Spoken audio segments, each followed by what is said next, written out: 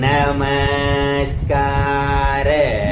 ಮೋದಿ ಫಾಲೋವರ್ಸ್ಗೆ ನೀವೆಲ್ಲ ಅಂಧಭಕ್ತರು ಎನ್ನುತ್ತಿರಬೇಕಾದರೆ, ಅಂಧಭಕ್ತರು ಎಂದು ಹೀಯಾಳಿಸುತ್ತಿರಬೇಕಾದರೆ, ಆ ಅಂಧಭಕ್ತ ತನ್ನ ನೆಚ್ಚಿನ ವ್ಯಕ್ತಿಯನ್ನ ಅಖಂಡ ಭಾರತದ ಪ್ರಧಾನಿಯನ್ನಾಗಿ ಮಾಡಿಬಿಟ್ಟಿದ್ದಾನೆ.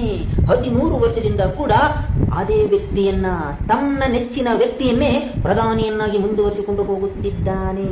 ನಿಮ್ಮ ತಾತ ಮುತ್ತಾತಂದರೆಲ್ಲ ಮಾಡಿರತಕ್ಕಂತಹ ದಾಖಲೆಗಳನ್ನೆಲ್ಲ ತನ್ನ ಮತವೆಂಬ ಬಾಂಬನ್ನಾಗಿ ಉಡಿಸ್ ಮಾಡಿಬಿಟ್ಟು ಬಿಡುತ್ತಿದ್ದಾನೆ. ಅಂತಹ ಒಂದು ಯಕಶ್ಚಿತ್ ಅಂಧ ಭಕ್ತ ತನ್ನ ನೆಚ್ಚಿನ ವ್ಯಕ್ತಿಯನ್ನ ಈ ಅಖಂಡ ಭಾರತಕ್ಕೆ ಪ್ರಧಾನಿಯನ್ನ ಮಾಡಿರಬೇಕಾದರೆ, ನಿಮ್ಮ ತಾತ ಮುತ್ತಾತಂದ್ರು ಮಾಡಿರತಕ್ಕಂತಹ ಎಲ್ಲ ದಾಖಲೆಗಳನ್ನ ಉಡಿಸ್ ಮಾಡಿಸುತ್ತಿರಬೇಕಾದರೆ, ನೀವು ದೇಶಭಕ್ತರಲ್ಲವೋ, ರಾಷ್ಟ್ರ ಭಕ್ತರಲ್ಲವೋ?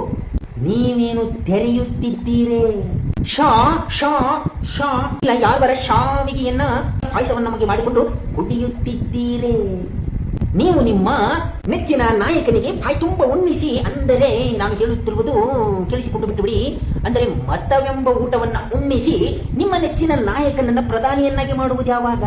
ಬುರಿ ಅಂಧಭಕ್ತ ಎಂದು ಅವರ ಕಕ್ಕಸವನ್ನೇ ತಿಂದುಕೊಂಡು ಫೇಸ್ಬುಕ್ ನಲ್ಲಿ ಬರೆದುಕೊಂಡಿದ್ದರೆ ಸಾಲದು, ಇನ್ಸ್ಟಾಗ್ರಾಮ್ ನಲ್ಲಿ ಒಂದು ರೀಲ್ಸ್ ಮಾಡಿದರೆ ಸಾಲದು. ಯಾವತ್ತು ನೀವು